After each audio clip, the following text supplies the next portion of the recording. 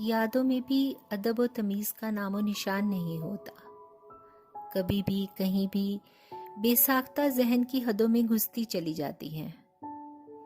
एक बचपन की उम्र गिर गई थी लाल झूले के पास, आज उसे ही ढूंढने निकल पड़ी। एक मुद्दत गुजर गई, अब कहाँ मिलेगी वो, पर ये सुने भी तो किसी की। जाऊं इन यादों के पीछे पीछे, कहीं बालपन की गलियों में ही ना खो जाएं ये। जरा ध्यान से सुने ये शोर जो तेज होता जा रहा है, ये मेरी पींगे और जंग लगे झूले की कर्कश आवाज, जैसे मेरी ऊंची उठती पींगों से वो कंपटीशन कर रहा हो।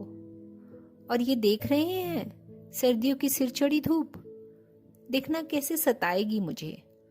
मैं जहां इसके पहलू में बैठूंगी वहां से अपना आंचल समेट कर खिसक जाएगी, फिर ये आगे आगे और मैं इसके पीछे पीछे। और फिर देखना मुझे थकाकर खुद शाम का धुंधलका ओढ़कर सो जाएगी। वो देखे तारों से भरा आसमान, हमारी जिंदगी का पहला क्लासरूम।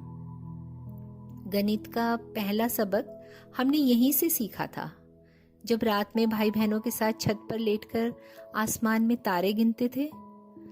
आजकल के स्मार्ट क्लासरूम वाले बच्चे क्या महसूस कर पाएंगे इस खुशी को?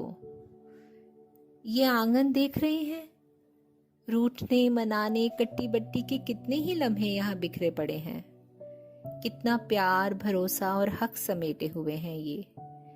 जी चाहता है सब बटोर कर ले चलूं, लेकिन कहाँ इस्तेमाल करूंगी अब इनका। अब तो कोई रूठता है तो बताता भी नहीं, सिर्फ एहसास दिलाता है कि वो रूठा हुआ है, और पूछने पर साफ मुकर जाता है।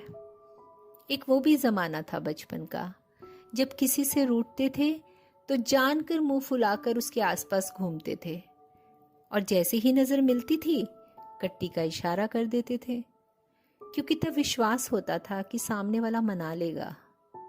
अब तो कोई हक से रूठता भी नहीं, क्योंकि अब वो विश्वास भी तो नहीं रहा कि कोई मना ही लेगा। देखो देखो ये रंग बिरंगी तितलियां न जाने कहाँ चली गई हमसे रूठकर। बचपन में इन्हें पकड़ने में इनके कच्चे रंग जो मेरी उंगलियों पर छूट गए थे, वो इनमें इतनी पक्की तरह रच बस गए कि आज भी मेरी उंगलियां उन रंगों से महकती हैं। बचपन में कद भले ही छोटा था, पर जब उन टिमटिमाते जुगनों को पकड़ते थे तो लगता था जैसे लपक कर आसमान से तारे नोचकर मुट्ठी में कैद कर लिए। जब से कद ऊंचा हुआ, जैसे आसमान बहुत दूर चला गया, और ये पानियों में लचक मटक कर बहती हुई मेरी कश्ती, और वो खुशी से ताली बजाते हुए मैं और मेरे दोस्त। मेरे कागज के जहाज और कश्ती मुझे कितनी खुशी देते थे, ये कह पाना जरा मुश्किल है। जरा सी हवा चले या बूंदाबांदी शुरू हो तो हमारी मैन्युफैक्चरिंग यूनिट में धड़ाधड़ एरोप्लेन और शिप्स बनने चालू हो जाते थे। लेकिन बचपन के वो मदमस्त हवाई जहाज ऐसे क्रैश हुए और बेफिक्री की वो कश्तियां ऐसी डूबी कि फिर कभी भी बन नहीं पाई। मासूमियत की सारी मैन्युफैक्चरिंग यूनिट्स जो बंद हो गई, मिट्टी की चादर में लिपटकर खुशियों की सौंधी सौंधी खुशबू में लोटपोट होना, और बरसात की मस्तियों में तर बतर सारे गमों को पांव के नीचे रोंद कर खुशियों की छपाक छई करना हमारे बचपन का सबसे पसंदीदा खेल हुआ करता था।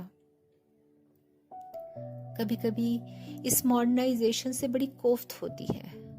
इसने बचपन को डिजिटली इक्विप्ड करके वक्त से पहले ही उसकी मासूमियत छीन ली।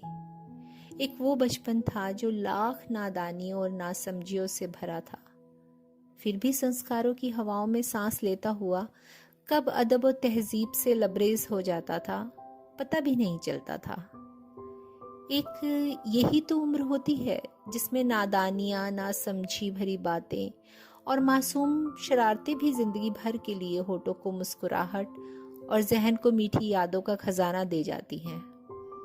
इसे भी काबिल बनाने के चक्कर में हमने इसकी रूह छीन ली। भला बचपन और समझदारी का कहाँ कोई मेल है? जो समझदार ही हो गया वो फिर बचपन कहाँ रह जाता है। रहने तो कुछ नादानियां मेरे बचपन की मुट्ठी में, रहने दो कुछ नादानियां मेरे बचपन की मुट्ठी में। समझदारी का ये बोझ तो मुझे ताउम्र ढोना है। देखें जरा, यादों को वापस लेने आई थी उनके पीछे पीछे और खुद ही बचपन में खो गई।